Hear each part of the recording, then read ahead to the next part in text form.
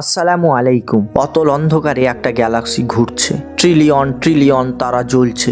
এক অনন্ত শূন্যতার মাঝে মহাবিশ্ব ক্রমাগত বড় হচ্ছে। কিন্তু প্রশ্ন হলো, এই প্রসারণ কি চিরদিন চলবে, নাকি মহাবিশ্বে রয়েছে এক ভয়ঙ্কর সমাপ্তি, এক অন্ধকার ভবিষ্যৎ যা আমাদের কল্পনারও বাইরে? বিজ্ঞান কি বলে এই মহাবিশ্ব শেষ সম্পর্কে, আর কুরআন যেটা মানবজাতির সর্বশেষ গ্রন্থ, এই গ্রন্থ এই বিষয়ে কি বলে? দুটি কি একে অপরের সাথে মিলে যায়, নাকি প্রকাশ করে আরও গভীর রহস্য? জানতে হলে পুরো ভিডিওর সঙ্গে থাকুন। আগের ভিডিওতে আমরা দেখেছি মহাবিশ্ব অবিরত প্রসারিত হচ্ছে, কিন্তু সারা বিশ্বের কসমোলজিস্টদের সামনে এখন সবচেয়ে বড় প্রশ্ন হলো, এই প্রসারণ একদিন কি থেমে যাবে, নাকি এত দ্রুত হবে যে মহাবিশ্ব নিজেই ছিঁড়ে যাবে? তো চলুন জেনে নিই বিজ্ঞান কি বলে এই বিষয়ে এবং কোরআন কি বলে এই বিষয়ে। তো চলুন দেরি না করে শুরু করি। বিজ্ঞানীরা মহাবিশ্বের শেষ সম্পর্কে অনেকগুলি বড় সম্ভাবনা দিয়েছেন। তার মধ্যে আজ আমরা তিনটি সম্ভাবনা নিয়ে আলোচনা করব। এর মধ্যে উল্লেখযোগ্য সম্ভাবনা হচ্ছে দ্য বিগ ফ্রিজ, অর্থাৎ মহাবিশ্বের ধীরে ধীরে জমে মৃত্যুবরণ। যদি মহাবিশ্ব অবিরত প্রসারিত হতে থাকে, তাহলে গ্যালাক্সি একে অপর থেকে এত দূরে সরে যাবে যে আলো এক গ্যালাক্সি থেকে আরেকটি গ্যালাক্সিতে পৌঁছাতে পারবে না। তারারা এক সময় জ্বালানি ফুরিয়ে নিভে যাবে, নতুন তারার জন্ম থেমে যাবে, গ্রহগুলো অন্ধকারে ঢেকে যাবে এবং পুরো মহাবিশ্ব এক ঠান্ডা, ফাঁকা, নিস্তব্ধ শূন্যতার রূপ নেবে। এটি হবে মহাবিশ্বের অদৃশ্য নীরব মৃত্যু।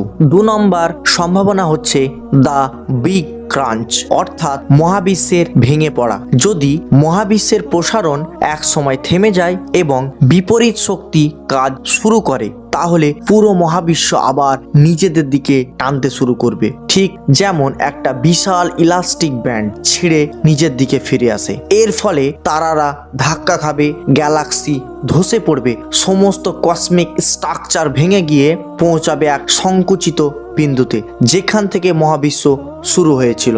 এটাই দ্য বিগ ক্রাঞ্চ।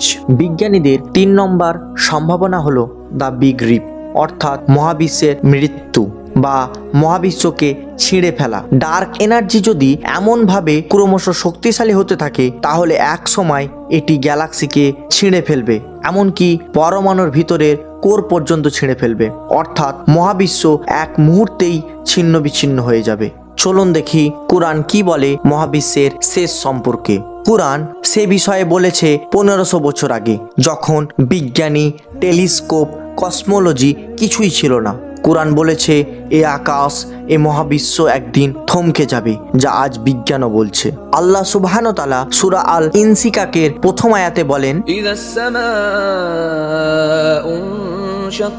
যেদিন আকাশ বিদীর্ণ হবে। বিজ্ঞান আজ সেটাকেই বলছে বিগ রিপ, অর্থাৎ মহাবিশ্বের ছিঁড়ে যাওয়া। কুরআন বলে আকাশ নিজে নিজেই ছিন্ন বিচ্ছিন্ন হবে। এটা কি শুধু মিল, নাকি গভীর কোনো সত্য?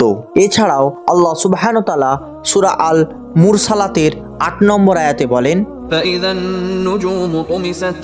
যখন তারাগুলো নিভে যাবে, অর্থাৎ বিজ্ঞান যেটাকে বলছে বিগ ফ্রিজ। বিজ্ঞান বলছে তারারা একে একে নিভে যাবে, অন্ধকারে হারিয়ে যাবে সমস্ত আলো। কোরআন ঠিক তাইও বলছে। এছাড়াও কোরআনে সূরা আল মাআরিজের 9 নম্বর আয়াতে বলেন, পর্বতগুলো উড়িয়ে দেওয়া হবে ধূলিকণার মতো। বিজ্ঞান বলে মহাবিশ্বের শেষ হলে কোনো কঠিন বস্তু টিকে থাকবে না, এমনকি পরমাণুও নয়।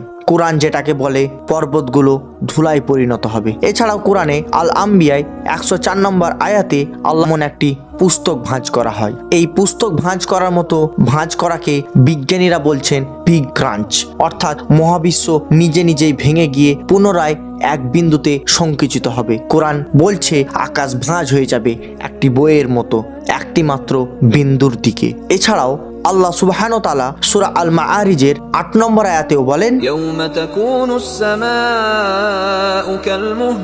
যেদিন আকাশ হবে গলিত তামার মতো। মহাবিশ্ব যখন ধসে পড়বে, তাপমাত্রা এত বেড়ে যাবে যে সবকিছু গলতে শুরু করবে। বিজ্ঞান যেটাকে বলে রিভার্সাল টু সিঙ্গুলারিটি হিট, অর্থাৎ কোরআন যেটাকে বলছে আকাশ হবে গলিত ধাতুর মতো। বিজ্ঞান বলে অনিশ্চয়তা, আর কোরআন বলে নিশ্চিততা।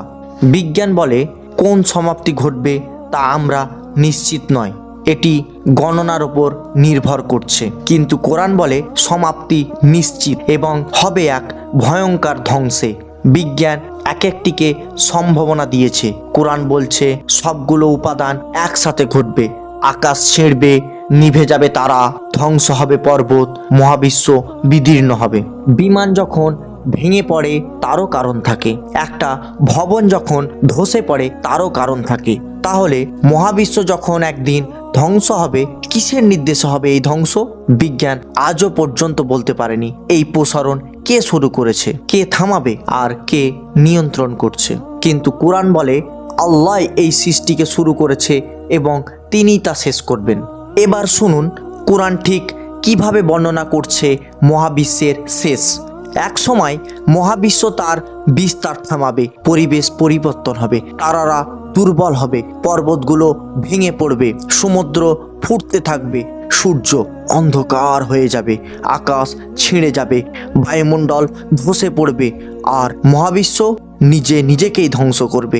এরপর আল্লাহ সুবহানাহু ওয়া তাআলা তা আবার পুনরায় সৃষ্টি করবেন এক নতুন মহাদেশ, নতুন এক মহাবিশ্ব, যেখানে মানুষের জন্য অপেক্ষা করছে হিসাব, বিচার ও প্রতিফল। বিজ্ঞান মহাবিশ্বের শেষ দেখায়, কিন্তু কোরআন মহাবিশ্বের শেষের পর দেখায় আরও একটি জগৎ, যেদিন মৃতরা উঠবে, যেদিন চোখ হবে ভীত, যেদিন মানুষ বলবে আজ কোথায় পালাবো, কিন্তু উত্তর আসবে আজ কোনো আশ্রয় নেই, আশ্রয় কেবল তোমার রবের দিকে। মহাবিশ্বের শেষ মানেই অস্তিত্বের শেষ নয়, বরং এক নতুন সৃষ্টির শুরু, যার জন্য আজ আমরা প্রস্তুত আছি কিনা সেটাই হচ্ছে সবচেয়ে গুরুত্বপূর্ণ প্রশ্ন। কিন্তু আরেকটি প্রশ্ন রয়ে গেছে, মহাবিশ্ব যেভাবে ধ্বংস হবে ঠিক তার আগে কি কোনো সংকেত আসবে? বিজ্ঞান কিছুটা ইঙ্গিত দেয়, কিন্তু কোরআন বলে এগুলো পৃথিবীতে, আকাশে, তারায় পরপর দেখা দেবে। এগুলো কিভাবে আসবে, কখন আসবে জানতে হলে দেখুন আমাদের পরবর্তী ভিডিও। আর ভিডিওটি ভালো লাগলে অবশ্যই লাইক, কমেন্ট অ্যান্ড সাবস্ক্রাইব করে দেবেন। আর এই ভিডিওতে আমি 4000 লাইকের আশা করছি। আর আমাদের আগের পার্টের ভিডিওগুলি যারা দেখেননি তারা অবশ্যই আমাদের চ্যানেলে ভিজিট করে আগের ভিডিওগুলো দেখে আসুন। ভালো থাকবেন, আল্লাহ হাফিজ।